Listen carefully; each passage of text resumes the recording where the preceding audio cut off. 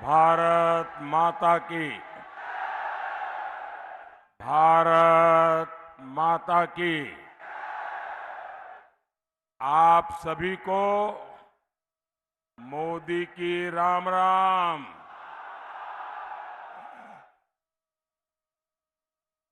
मैं सोनीपत की पवित्र भूमि को प्रणाम करता हूं।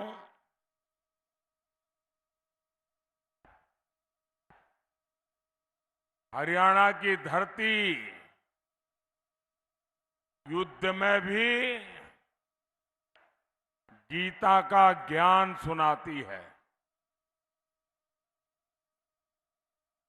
जब मुकाबला सत्य और असत्य के बीच में हो तो विजय सत्य की ही होती है।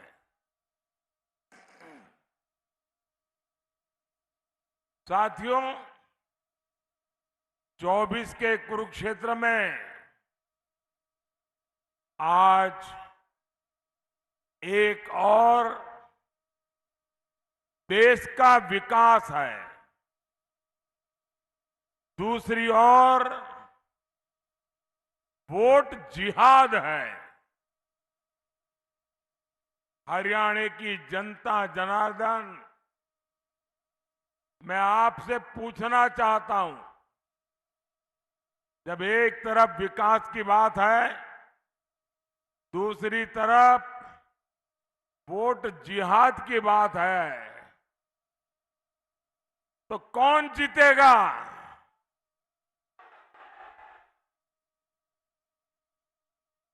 आपके जवाब ने तय कर दिया है। फिर एक बार, फिर एक बार, फिर एक बार।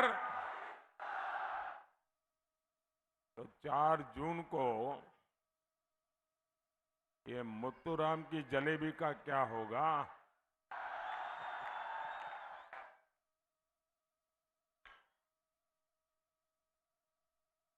सारी की सारी खाली हो जाएगी।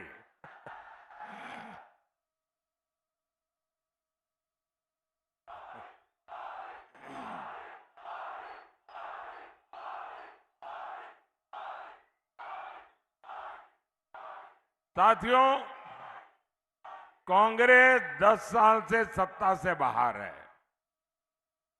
और इसलिए पूरी तरह बौखला रही है। इन्हें वो पुराने दिन याद आ रहे हैं जब शाही परिवार रिमोट कंट्रोल से सरकार चलाता था। देश की सारी योजनाएं एक ही परिवार के नाम पर होती थी। एक परिवार के सिवाय कुछ नहीं। योजनाओं के नाम पर देश का पैसा कहां जाता था? ये भ्रष्ट लोगों की तिजोरियों में जाता था। कैसे कैसे घोटाले होते थे। करोड़ों के नहीं, हजारों करोड़ के नहीं, लाखों करोड़ रुपए के घोटाले होते। साथियों, नाम बदलने से असलियत नहीं बदलती है। ये इंडी गठबंधन वाले वही भ्रष्टाचारी और घोटालेबाजों की जमात है। इन्हें किसी भी कीमत पर सत्ता चाहिए। और कीमत क्या है? देश की सुरक्षा, देश की स्थिरता, देश का सम्मान। और 5 साल में 5 प्रधानमंत्री, ये इनकी सरकार चलाने का फॉर्मूला है। और कल तो इंडिया अलायंस के एक नेता ने मीडिया वालों को भी बताया कि 5 साल 5 प्रधानमंत्री।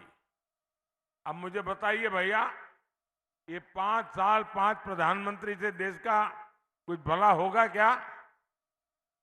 ये हर साल नया प्रधानमंत्री आएगा तो क्या करेगा? क्या करेगा? 5 साल में 5 प्रधानमंत्री क्या करेंगे? अरे इनसे जरा पूछिए, ये प्रधानमंत्री का पद क्या हमारे मुतराम की जलेबी है क्या?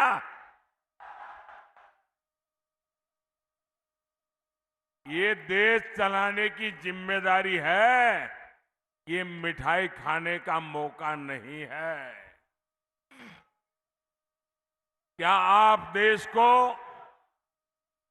वापस अस्थिरता के उस दौर में जाने देंगे क्या?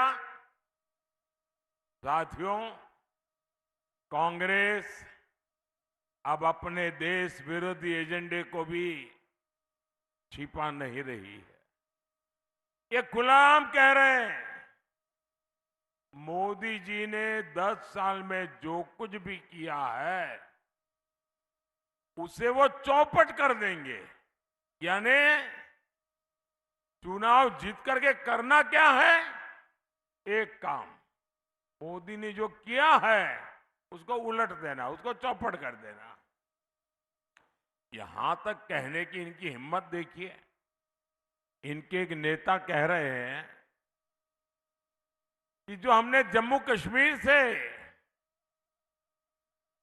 धारा 370 हटाई, धारा 370 की दीवार हमने कब्रिस्तान में गाड़ दी है। ये कहते हैं कश्मीर में फिर से वो 370 को लगाएंगे, यानी फिर से आतंकवाद को खुली छूट, फिर से कश्मीर में खून खराबा। मैं हरियाणा की वीर धरती से कहना चाहता हूं, कांग्रेस वालों सुन लो, अब कश्मीर में लहराएगा तो केवल हमारा तिरंगा लहराएगा।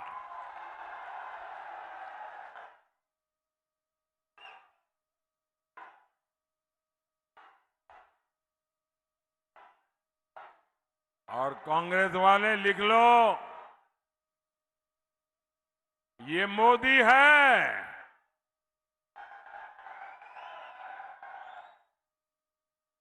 ये 370 को वापस लाने के सपने छोड़ दो।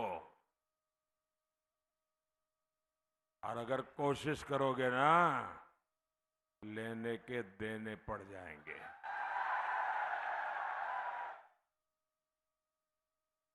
साथियों, आपको याद होगा कांग्रेस के समय हर रोज सीमा पर, बॉर्डर पर फायरिंग होती थी और मीडिया में हमेशा हेडलाइन चलती थी, सीज फायर तोड़ा, सीज फायर तोड़ा, और गिनती होती थी, इतनी बार तोड़ा, इतनी बार तोड़ा।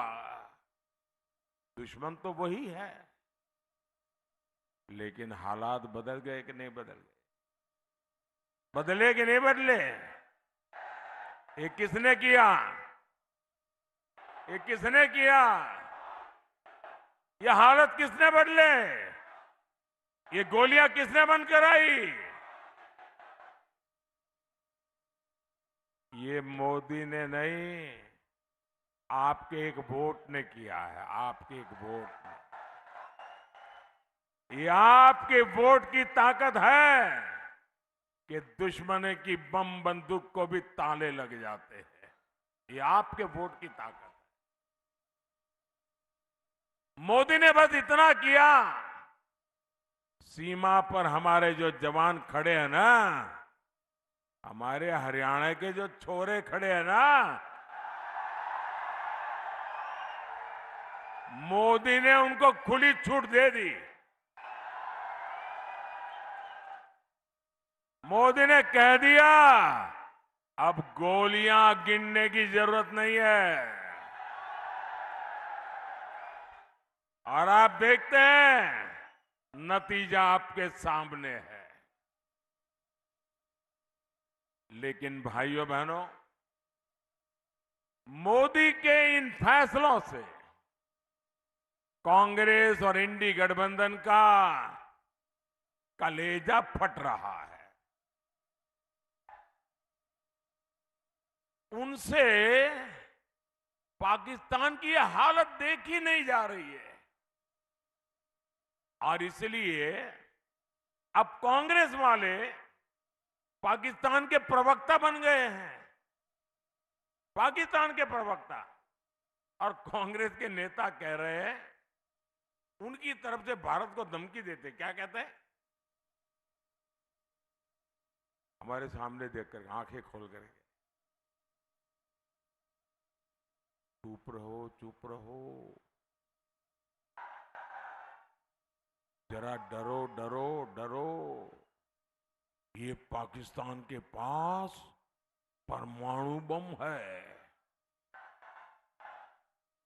ये कांग्रेस वाले पाकिस्तान के प्रवक्ता बन करके मुझे आंखें दिखा रहे हैं। बताओ भाई,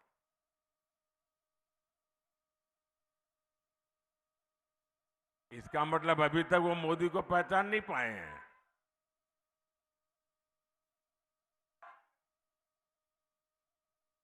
साथियों, आप मुझे बताइए, क्या भारत को पाकिस्तान से डरना चाहिए क्या?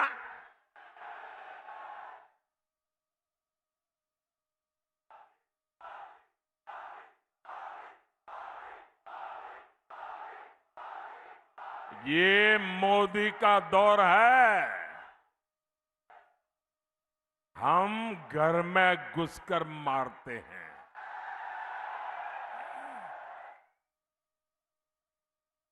कांग्रेस सारे पैतरे केवल तुष्टीकरण के लिए चल रही है।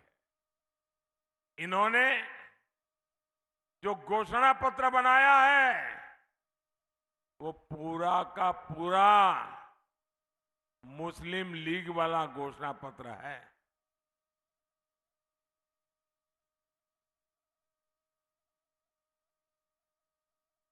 ये कहते हुए एक्सरे मशीन सबका एक्सरे निकालेंगे।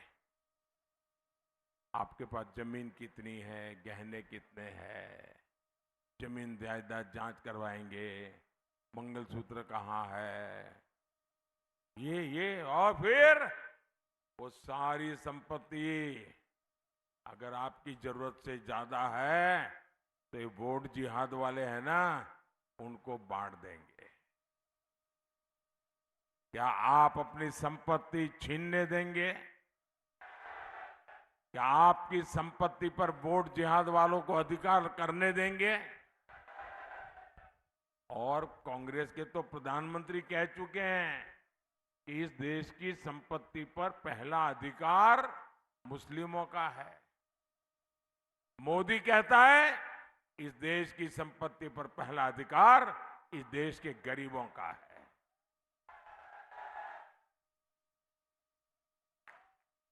ये लोग आपकी आधी कमाई हड़पने की बात करते हैं।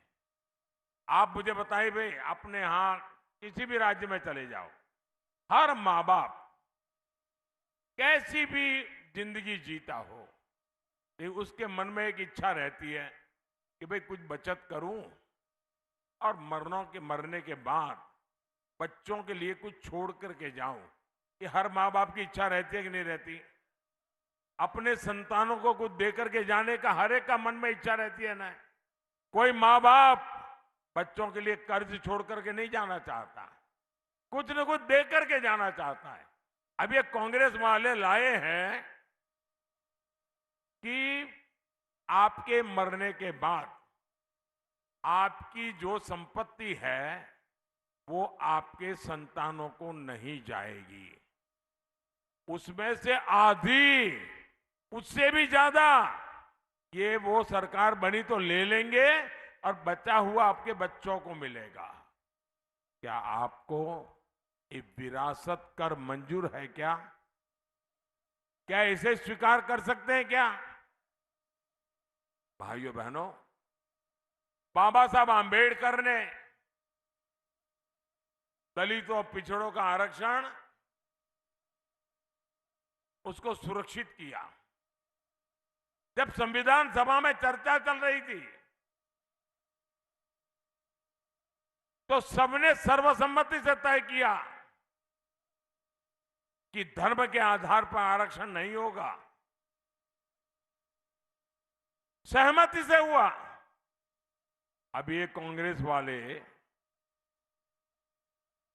बाबा साहब आंबेडकर की पीठ में जुरा पोंक करके, संविधान के लीरे लीरे उड़ा करके ये एससी, एसटी, ओबीसी का जो आरक्षण है वो मुसलमानों को देना चाहते हैं। और ये काम उन्होंने कर्नाटका में शुरू कर दिया। कर्नाटका में क्या किया उन्होंने?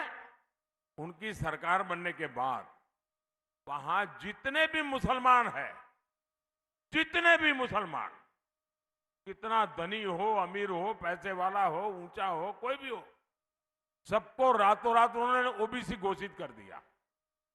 एक कागज पे थप्पा मार के कह दिया सब ओबीसी है। तो परिणाम ये आया कि ओबीसी को जो आरक्षण मिला हुआ था उसमें से डाका डाल दिया, एक बहुत बड़ा हिस्सा लूट लिया, और जो ओरिजिनल ओबीसी हैं वो हाथ घिसते रह गए। अब यही मॉडल पूरे देश में लागू करना चाहते हैं। क्या आपको ये मंजूर है? क्या ये होने देंगे? क्या ऐसे लोगों को सरकार में आने देंगे? क्या ऐसे इंडी गठबंधन वालों को हरियाणा में एक भी सीट मिलनी चाहिए? क्या साथियों, इंडी गठबंधन वालों को आपकी भावनाओं की कोई परवाह नहीं है। अब आप देखिए, अयोध्या में 500 साल के इंतजार के बाद प्रभु राम का मंदिर बनाने की प्रतीक्षा पूरी हुई।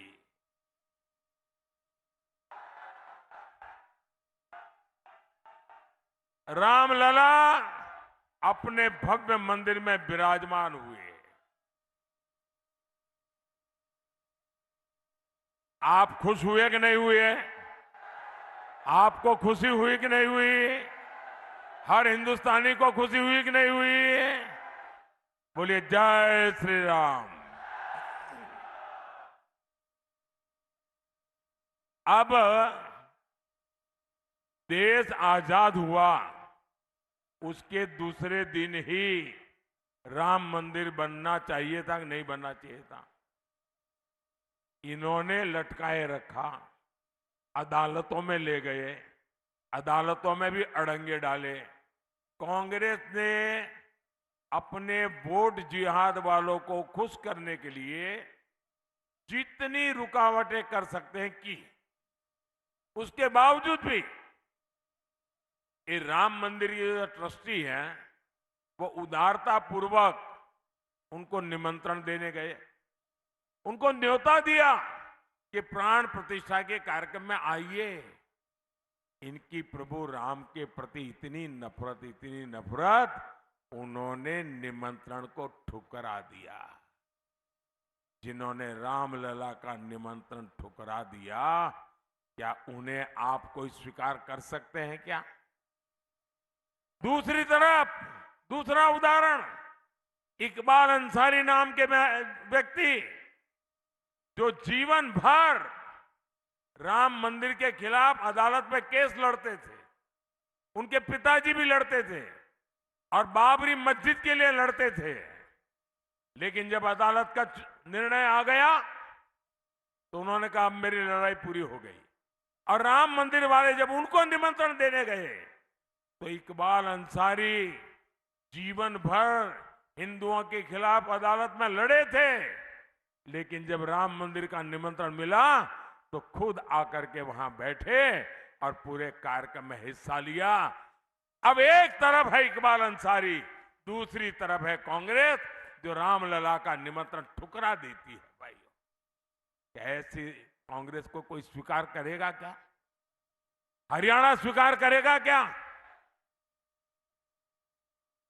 साथियों, इंडी गठबंधन के नेता खुलेआम ऐसी बातें करते हैं। वो कहते हैं राम मंदिर तो बेकार है। और कांग्रेस के एक नेता जो अभी वहां से निकल करके बाहर निकले, उन्होंने कहा कि वहां तो जब अदालत का निर्णय आया तो चर्चा थी कि ये अदालत के निर्णय को कैसे उलट किया जाए और रामलला को वापस टेंट में कैसे भेजा जाए, उसकी योजना चल रही थी। मैं आपसे पूछना चाहता हूं कि आप कांग्रेस और इंडी वालों की जहरीली राजनीति को कामयाब होने देंगे क्या? इन्हें जवाब मिलेगा कि नहीं मिलेगा? साथियों, सरकार जब ईमानदार होती है तो उसका सबसे बड़ा लाभ हमारे नौजवानों को होता है। हमारे हरियाणा के युवाओं के पास पहले भी भरपूर क्षमता थी, लेकिन आज वही युवा खेलों में अपना झंडा गाड़ रहा है। मोदी ने 2014 में सरकार में आने के बाद खेलों का बजट 3 गुना बढ़ा दिया है। और मोदी कहता है खूब खेलो, खूब मेडल ले आओ। देश में एक से बढ़कर एक ट्रेनिंग सेंटर बनाने हो, अपने खिलाड़ियों को विदेश में ट्रेनिंग दिलवानी हो, मोदी सरकार खिलाड़ियों को सुविधा देने के लिए एक पैसे का मुंह नहीं देखती है।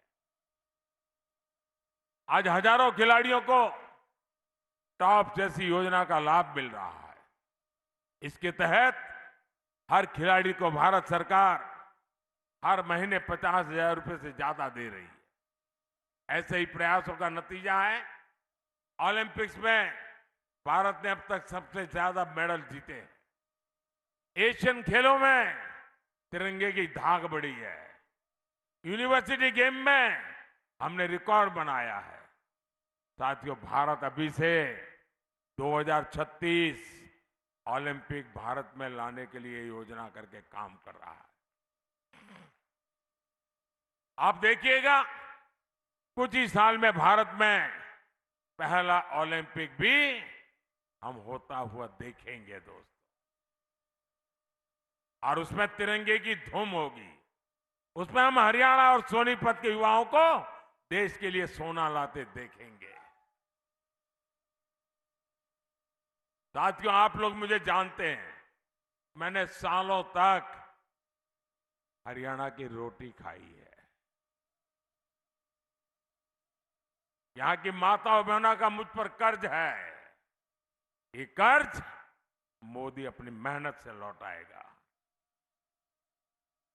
और इसलिए हरियाणा का विकास ये मोदी का सपना नहीं, मोदी का संकल्प है।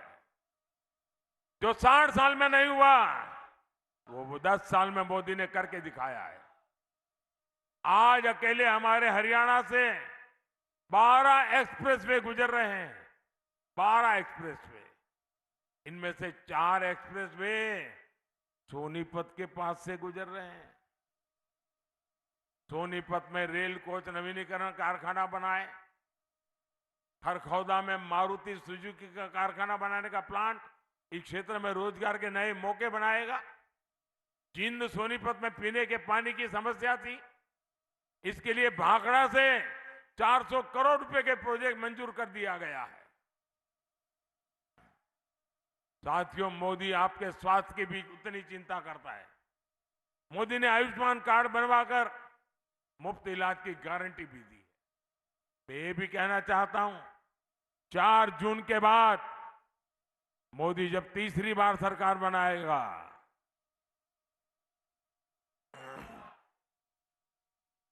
तो आपके परिवार में 70 साल से ऊपर के जो भी लोग हैं, 70 साल के ऊपर के आपके माता पिता, दादा दादी, नाना नानी, चाचा चाची जो भी है, अब इनके बीमारी में इलाज का जिम्मा आपका नहीं, ये आपका बेटा मोदी करेगा।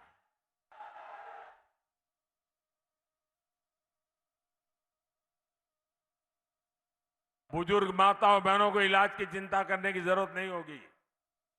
साथियों, हमें भारत को मजबूत बनाना है, हरियाणा के सपनों को पूरा करना है। हरियाणा से मोदी को केवल सांसद चाहिए इतना नहीं है, हरियाणा मोदी को हिम्मत, हौसला और आशीर्वाद भी देता है।